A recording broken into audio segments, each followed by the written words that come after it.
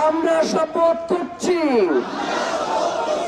শহীদ ওসমান হাদির হত্যার দ্রুততম ও দৃষ্টান্তমূলক বিচার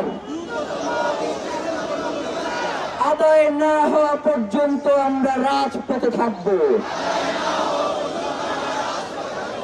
লড়াইয়ে থাকব, পিছু হটব না, এক চুলো নড়ব না।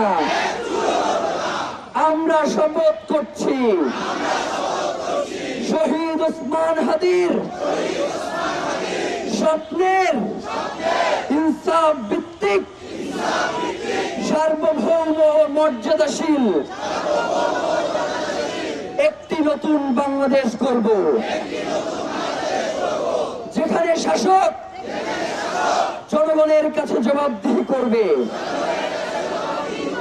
বিচার নিশ্চিত করবে, গুম খুন হত্যা বন্ধ করবে।